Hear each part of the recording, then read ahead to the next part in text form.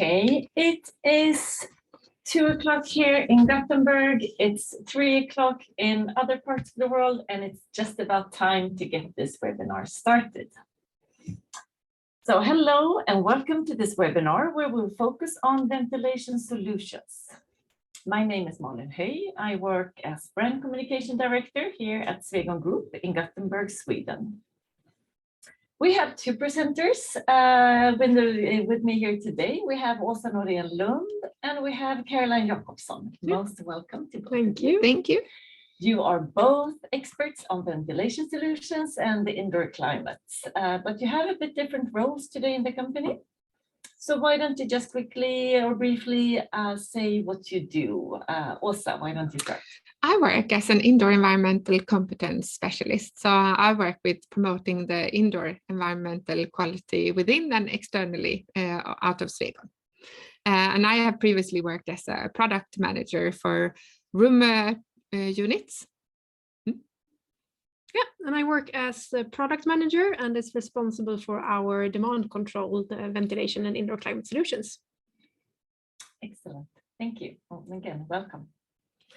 We're so very happy to have you here, but we're also very happy to have you here, you participants online.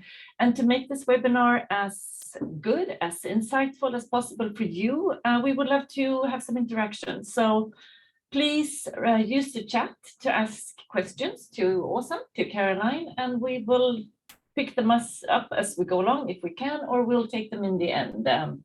Depending on our time. I know we have lots of information to cover today, but it's really good to have some interaction, so don't be shy. I should say, so this is the third webinar in a series of 4. We've had one previous webinar on people, and we've had one on thermal comfort.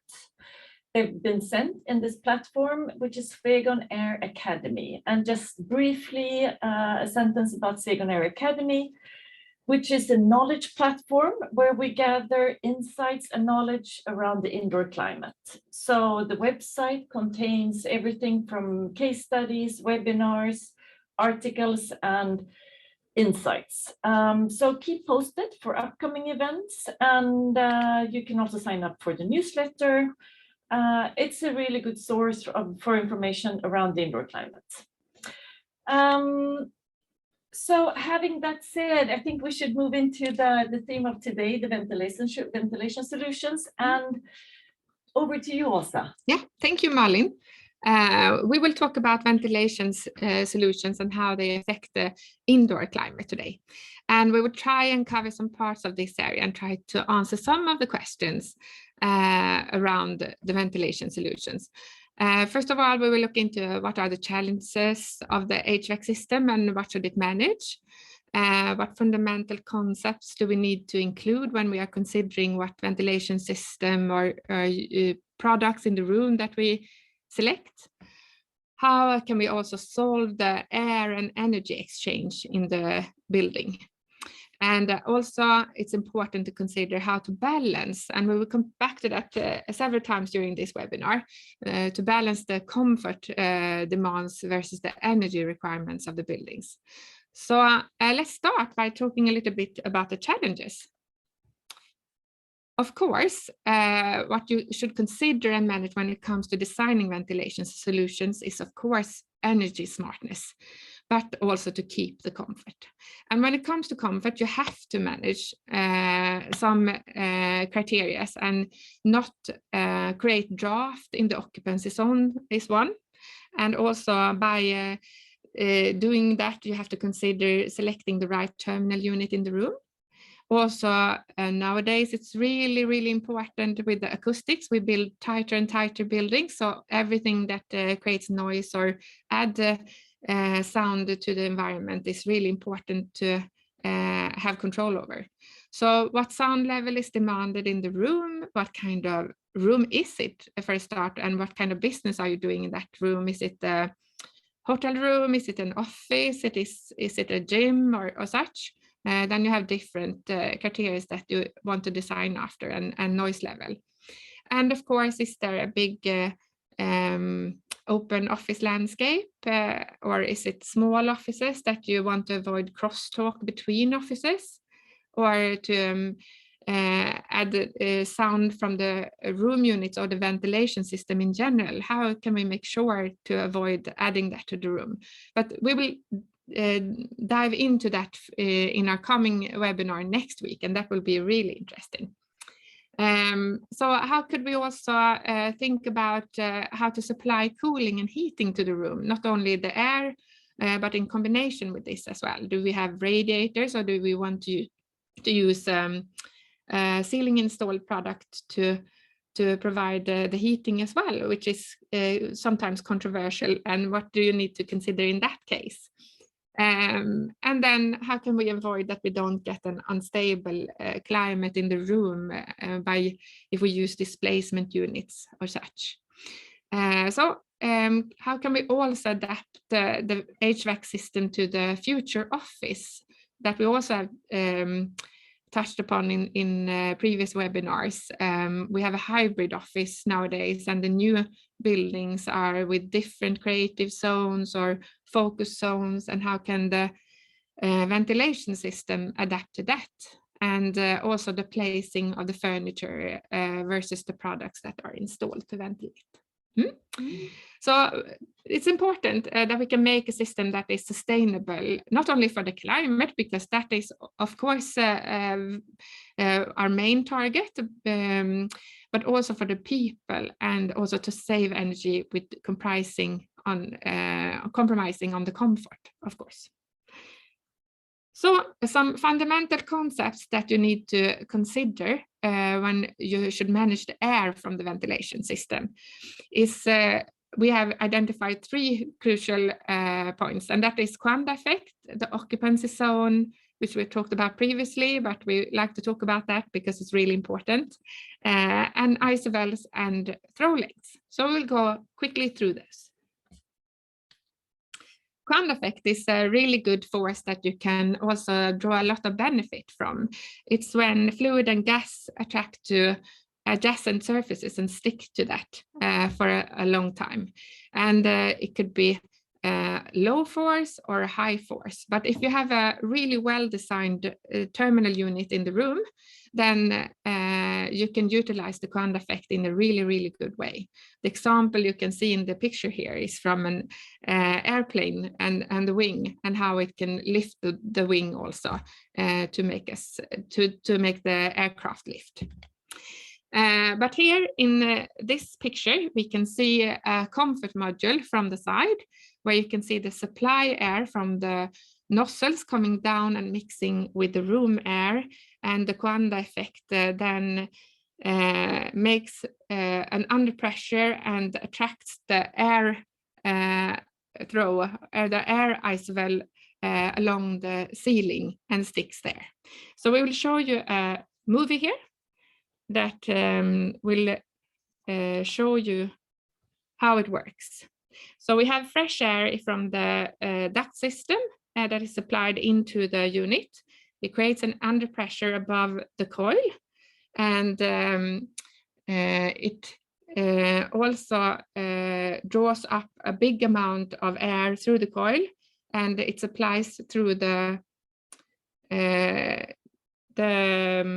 X outlet of the comfort module. And here you can see the Quanda effect coming out of the sides of the comfort module, attracting to the ceiling, and gradually mix with the room air and get down the temperature of the air, and also the velocity when it sticks to the ceiling. So you can provide quite a high capacity with no cold draft in the occupancy zone. And the occupancy zone, it's also really, really important to consider because that is where the air velocity is should not be too high, or the air should not be too cold, in order to eliminate the risk of draft. And the occupancy zone is something that you really should also be aware of, that from the window or the facade side, it's 1 meter inside of the room.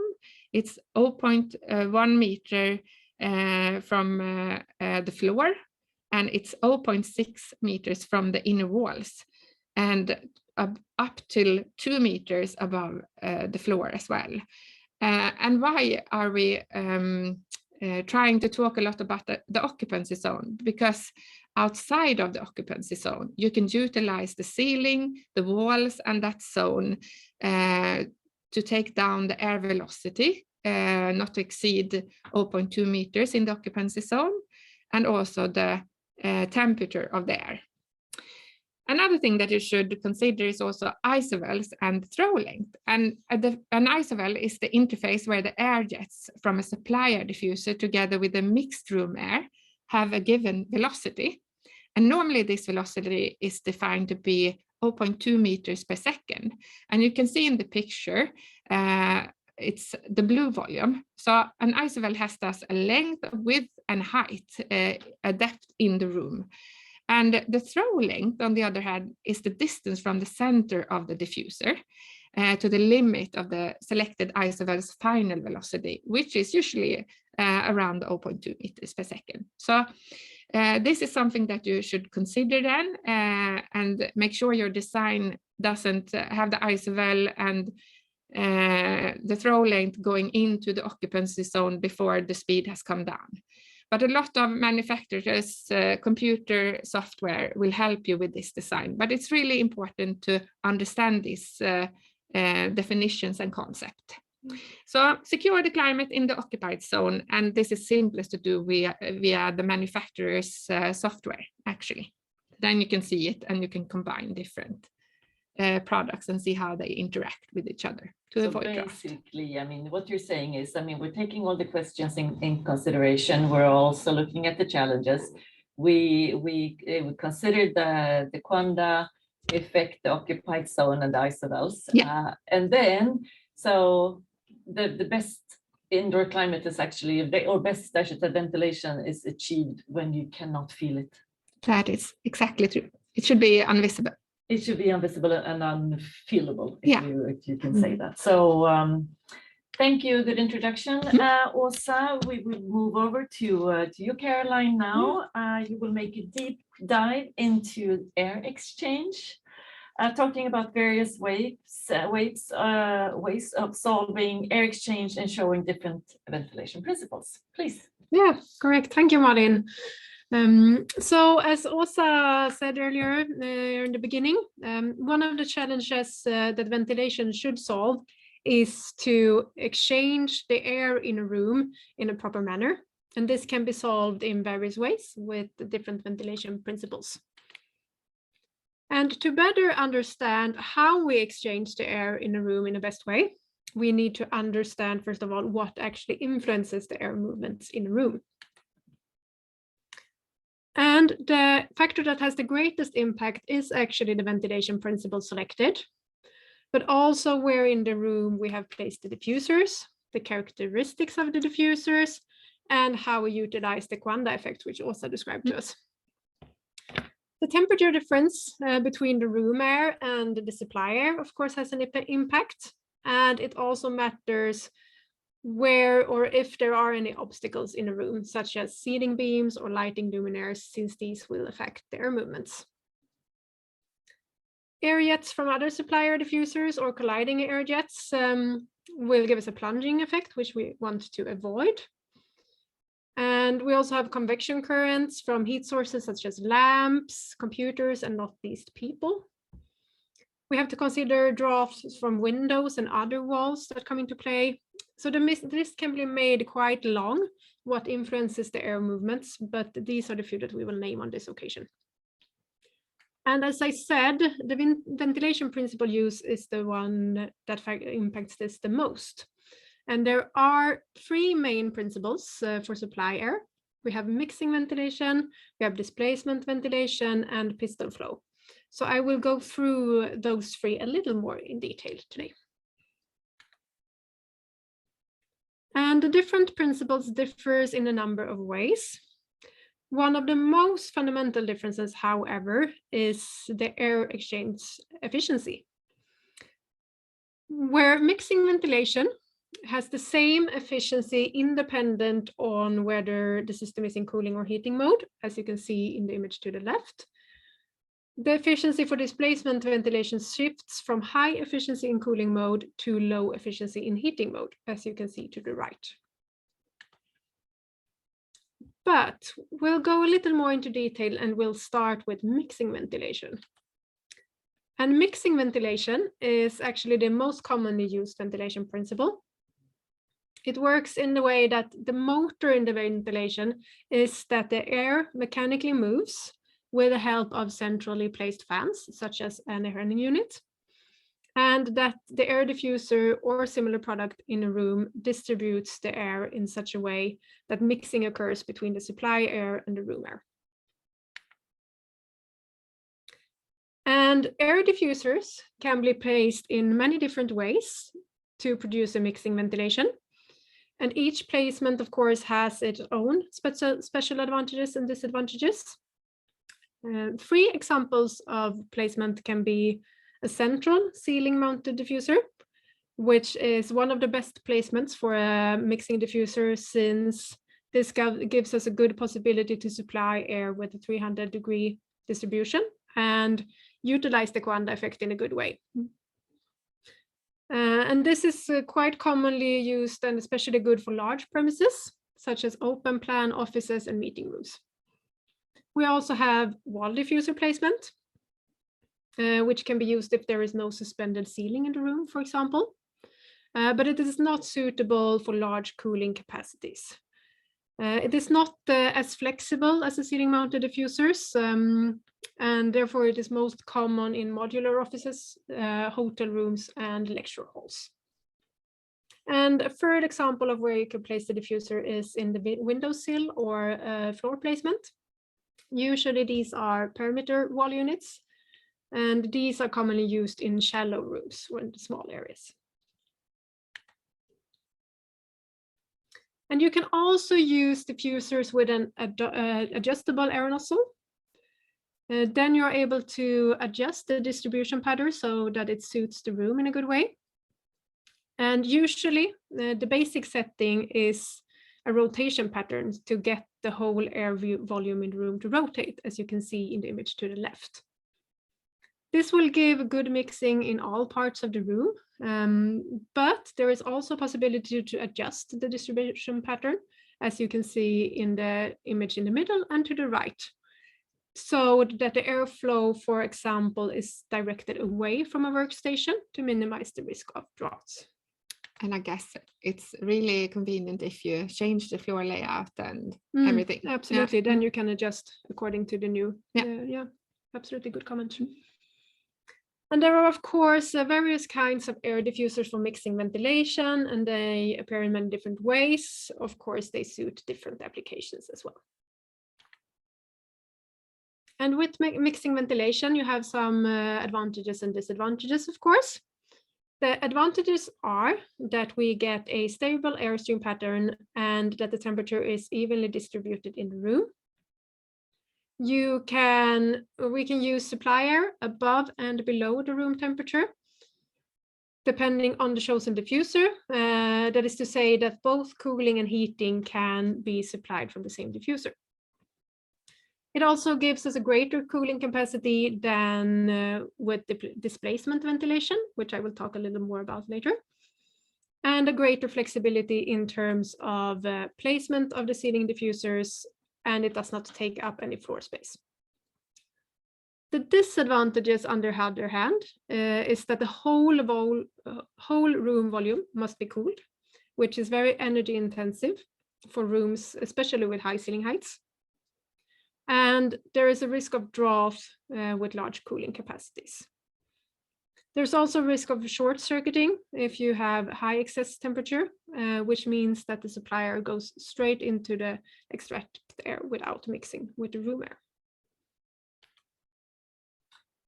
Just a quick comment there. You mentioned, I mean, it's more energy consuming. It could be with mixed ventilation. So could it be, if I could understand it correctly, so could it be that property owners or investors choose not to install the mixed ventilation due to the higher energy prices or to the high cost? A good question, actually. It could be. Historically, we have used a lot of CAV system or constant air volume systems, which is quite energy consuming if you use them for mixing ventilation. But today we have new modern solutions for variable air volume or demand controlled system, which means that we can have a good energy efficiency even though we use mixing ventilation. Okay. Okay, very good. So yeah, I'll let you continue to displacement ventilation then. Yeah. Yeah. Yeah, so the next principle that can be used is displacement ventilation, as Malin said. And that is a principle based on the physical phenomenon that cold air is heavier than warm air, which means that the cold air displaces in the room and will force the warm air upwards in the room.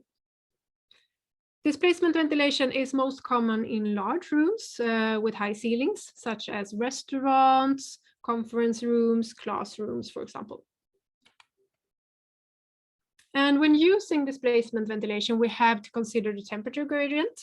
And a rule of thumb for sizing can be to avoid a temperature difference greater than 10 degrees between the supply and the extract air, and to have a maximum 1 to 2 degrees difference per vertical meter as well. But of course, it depends on the application area and the comfort requirements in the room.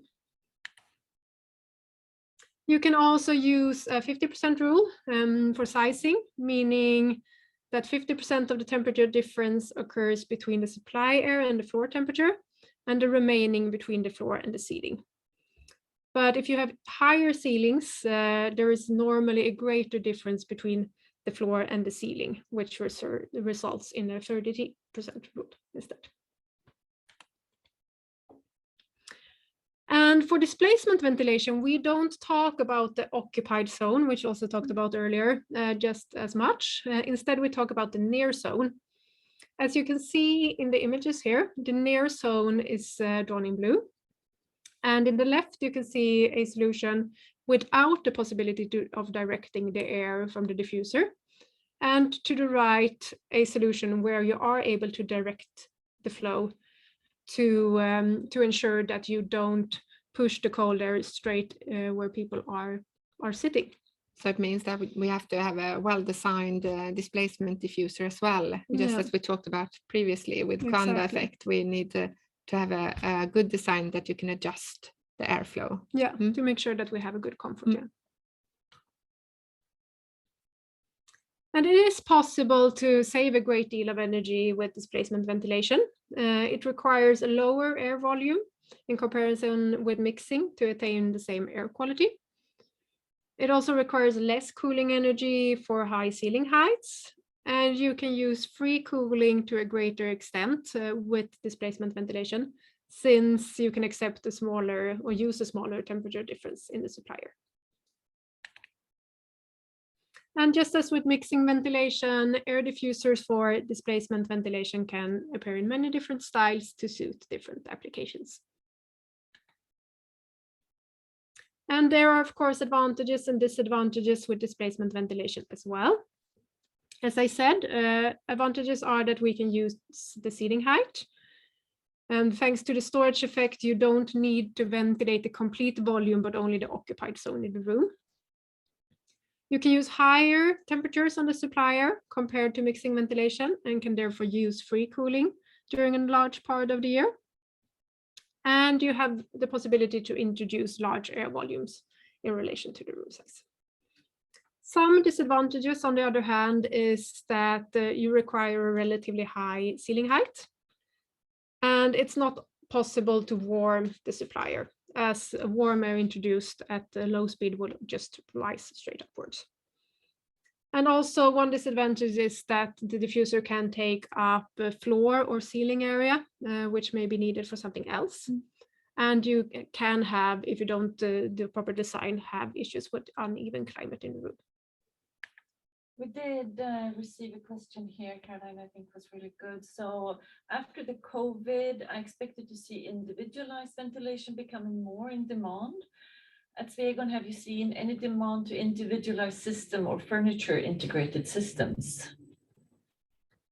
To individualized or furniture integrated, I think It's difficult to say that one type of system is more better than the other when it comes to. Has there been any change after COVID, I guess, in terms of ventilation system? I think, I mean, have we seen a change in demand here? Yeah, I think one change that we have seen is that we see a larger variation in how the premises are used.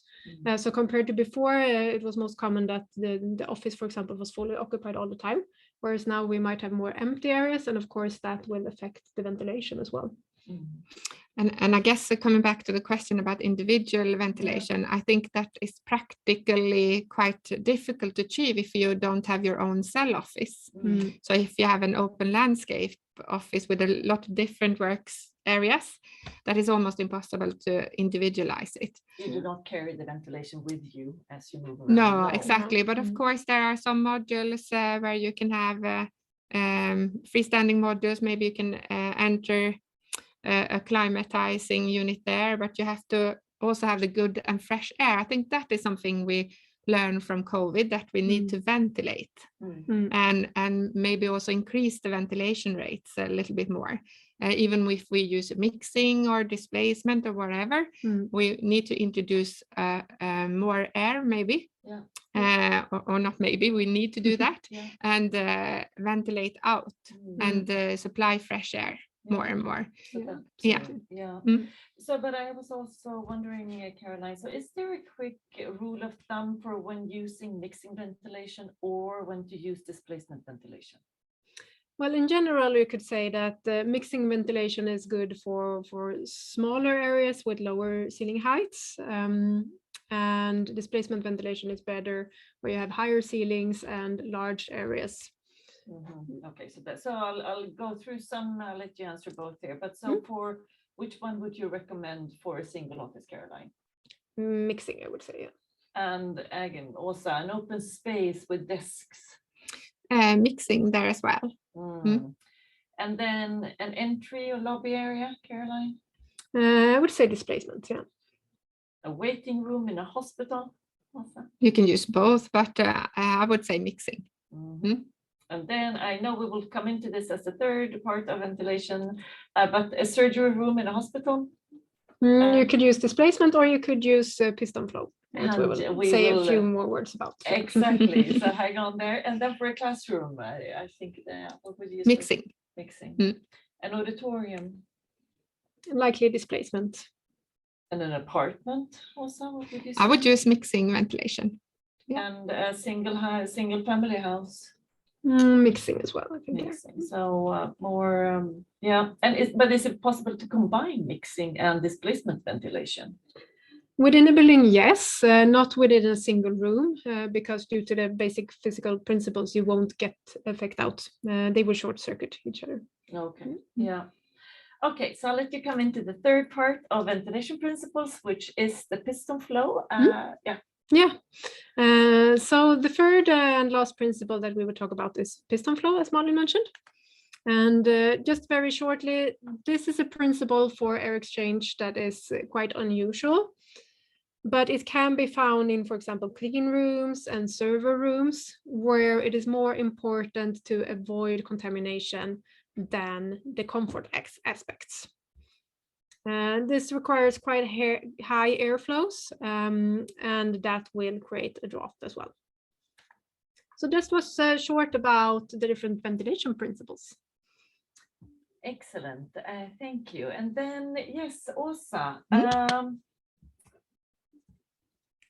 think we move further and move into energy exchange. And see how we can introduce the thermal comfort as well, together with the air system. And to ensure that the premises maintain the right thermal climate, it's necessary to have control over the energy exchange as well. And the two primary media we work with for comfort ventilation is air and water.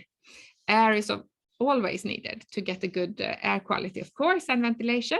And it's then a question whether airflow is sufficient enough as a medium to carry the cooling load or the heating load, and also to maintain the thermal climate at a stable and right level. So water can be used here as a supplement. Both a pure air and a pure air-water system have their advantages, and depending on what is important in each project, you need to weigh up which advantages are the most important, of course. So air as a medium gives a quite simple installation and maybe also a cheaper installation. If you have, can introduce a larger volume of air, of course, which ensures that you have a good air quality. And it's simple to use the free cooling, where the cost is very beneficial here. And water, on the other hand, is as a medium to supply the cooling load or the heating load. It takes up less space when it comes to ducts and air handling units, etc. And it also gives us the possibility to get a higher capacity through this medium by using that instead of air. And it's hard to relate to when just listening to this. So we try to put together a slide here that shows you that water as a media can carry up to 3,475 times more energy than the equivalent air volume, which means that you can supply a lot of more cooling capacity or heating capacity into the building by using this media in combination with air. So you can take the load of the cooling with the water, and then you can ensure the air quality by using a demand control ventilation system and increase the air volume when you need the quality. So let's look at the principle that can help us cool. And one of the most commonly used here in Scandinavia is the induction principle. And here on the picture you can see a comfort module where we supply air at 18 degrees, that is, and 20 liters, that is then discharged with small jets inside the product. And this creates a negative pressure via induction that draws with it a relatively large flow of room air. The room air is then tempered at 24 degrees, and it passes through the coil inside the product. And in the coil, we supply cold water, and it then makes the room air that is induced to cool down. And it mixes then with the outlet air that has a temperature of 16.7 degrees. And the outlet air then draws with it approximately the same amount of room air, which is then mixed again, and that gets to a very comfortable temperature of 20 degrees somewhere. And in this way, a large cooling capacity is introduced to the room with help of a relatively modest airflow. So this is an example where you can supply a lot of cooling load to the room without creating a cold draft in the room.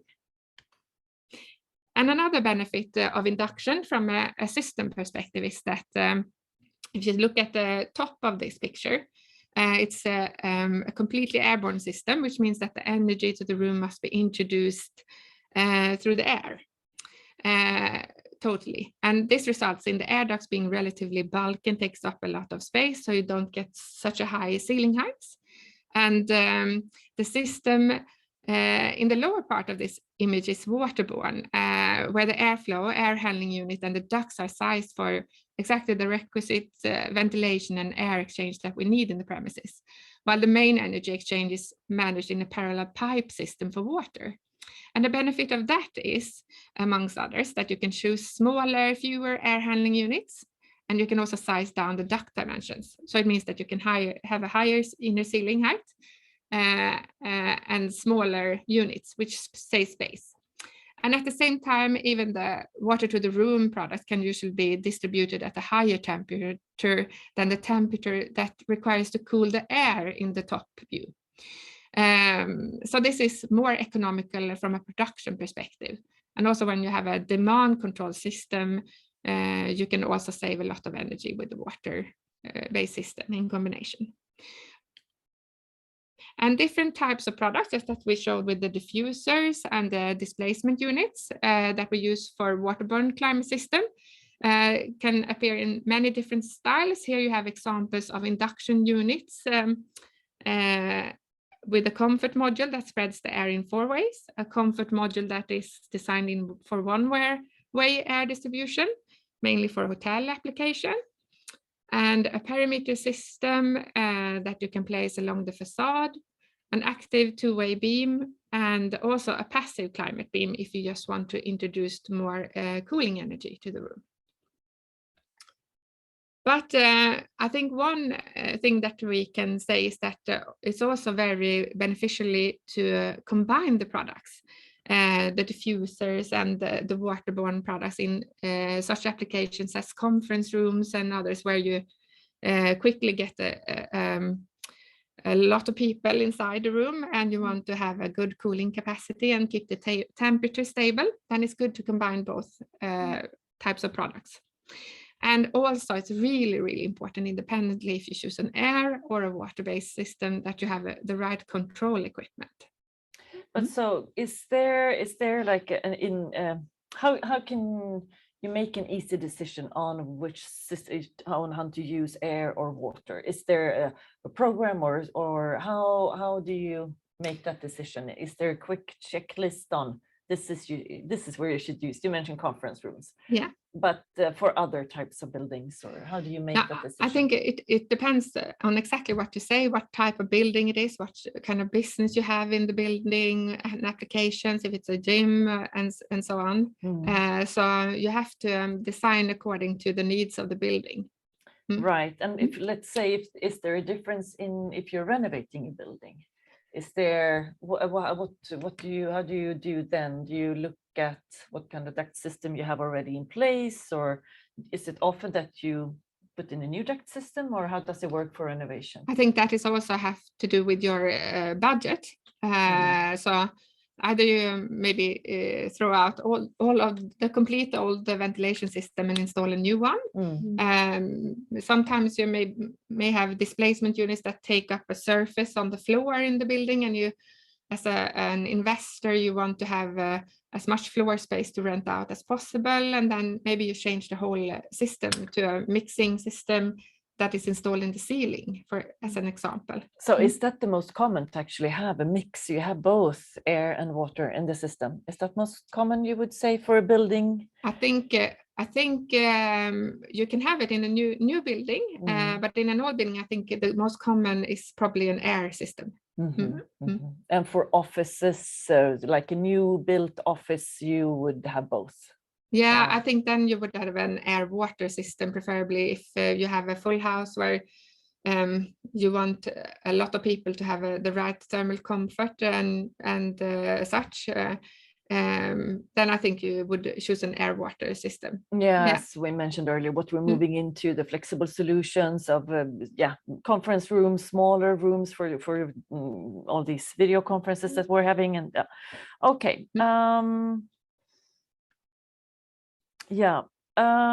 That's good. Thank you. Are you moving into the last one now, the energy and comfort part? Yeah, I was thinking so when you started to talk about it, it would be great to continue with that. Very smooth.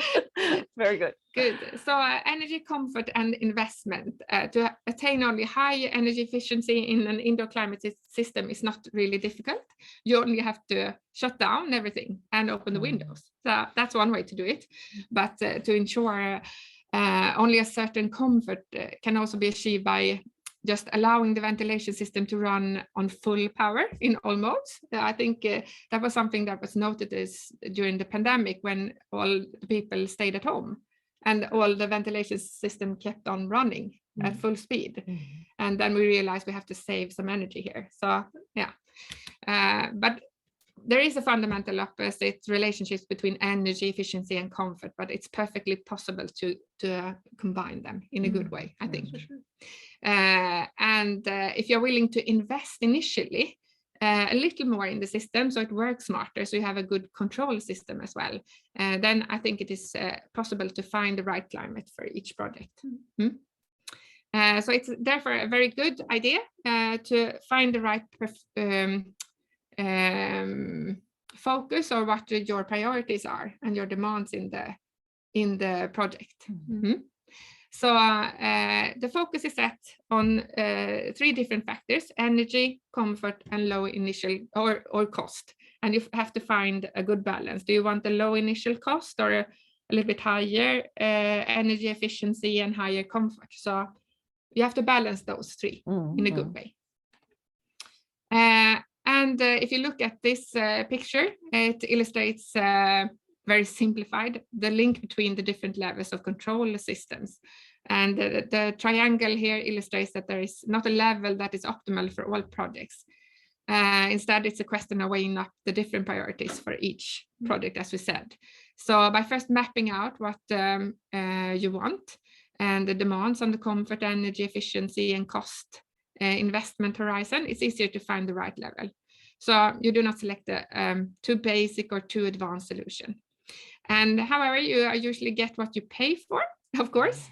But studies have shown that if you put a little bit more cost into and invest in the HVAC system, you will gain that by getting more productive people in the building and more attractive buildings that is more easier to rent out. And I mean, we have seen in the previous webinars how much you actually gain with a good comfort and people feeling good. Exactly. So you can also look into different system types that I think will change a little bit, but you can still use them. It could be a good way of doing a system, just that you just balance your different criteria. So we have something called constant air volume, where you supply the same amount of air volume into the room at all times. That is the simplest system. And then we have VAV systems, which is a simpler demand control of the airflows, where you have fixed flow settings. And then we have something called demand controlled ventilation, where you have full control and the air volume rises proportionally to the occupancy level in the room. And you also supply heating and cooling possibly through these systems as well. And you can combine waterborne and airborne room products in the same system, have full control throughout the building's lifespan. So I think when you know the priorities that apply for your project, you can set ambition level for the system. And it's really important to reach high performance in the form of high levels of comfort and energy efficiency. You can consider the following thing that we said before during this webinar, that the hardware in the form of energy efficient products that can be adapted and to the room's need is an important base to ensure that we have a good Quanda effect and good throw lengths and isovels and so on. And we think also that the product itself is not enough. You have to also have a good control system that utilize the performance of the product correctly in the system. And knowledge on how to run the system. Exactly. So you have to partner up and team up with the competent people and design your system according to the needs. I think that was the last slide, and I think it's been great presentations from both of you. We have received lots of information about different ventilation solutions, and it all comes back, I think, to the questions you had in the beginning, to go back to the questions there: what type of building, what's the purpose and everything, and then also consider the challenges that are involved. And the triangle in the end, as you mentioned, was what is the most important for your specific project. So yeah, thank you very much for that. If there's anything you would like to send the participants as a final sentence, what they should definitely remember from today, Caroline, could you? Yeah, I think what's most important is to early in the project define what priorities you have. As you said, you can't choose all 3 aspects with the investment cost and energy and comfort, but you have to choose the most important ones. And we have seen in the previous webinars that comfort is really important for the building long term as well. So to verify early in the project what is most important, and then follow up and make the decisions based on that. Yeah, okay. Thank you. Åsa? Yeah, I agree with the Caroline. And just to add to that, also invest in good products and a control system to that. I think that will also gain a lot of savings and keep the comfort during the whole life cycle of the building, actually. So the investment is worth it. Yeah. Yes. Thank you very much. I think that was great, and I hope that you also enjoyed this webinar. It has been recorded. It will be available on the Swegon Air Academy website within a few days, I should say. And also the other previous webinars are available there as well. We have one final webinar coming up. It will be on June 22nd, so next week already. It will be on acoustics. It will be super interesting as this one today, and as the previous ones, of course. It will be 2 really good speakers. We have a researcher and a person also employed at Swegon, Martin Otterhed, and he's really an expert, and he received quite a lot of attention and media around his silent fans and the effect of noise on us humans. And he will also present, together with Tony Olsson here from Swegon. So don't miss that webinar, the final one in this series. So I would like to say thank you all for listening. I think, we had one final question here. Let me see if I can, I'm sorry, I'm a bit trying to do two things at the same time here. So a question now before we round up. Are ceiling mounted swirl diffusers the best solution for supplying air at around 5 degrees Celsius below the room design temperature? Did you get the question? Not really. I cannot really rephrase it here, but are ceiling mounted swirl diffusers the best solution for supplying air at around 5 degrees Celsius below the design room temperature? Well, they are good. I suppose the question is if you want to have a mixing ventilation with a temperature difference. Yeah, then I would say that's quite a good solution. That's one of the benefits with mixing ventilation, that you can use and utilize the cooling effect in a good way. Good answer. I hope that was the answer to the question. Let's hope so too. And then I have another one. What type of outlet device would you use to supply air in application of piston flow? What kind of outlet device would you use to supply air in application of piston flow? Piston flow, you have a special diffuser supplying the air from the below through the through the floor, for example. Okay. We had some other questions as well. I think we'll try to cover them afterwards. We'll get back to you. But so thank you all for listening in. Thank you, Caroline, Åsa, for good presentations. Thank you. Thank you.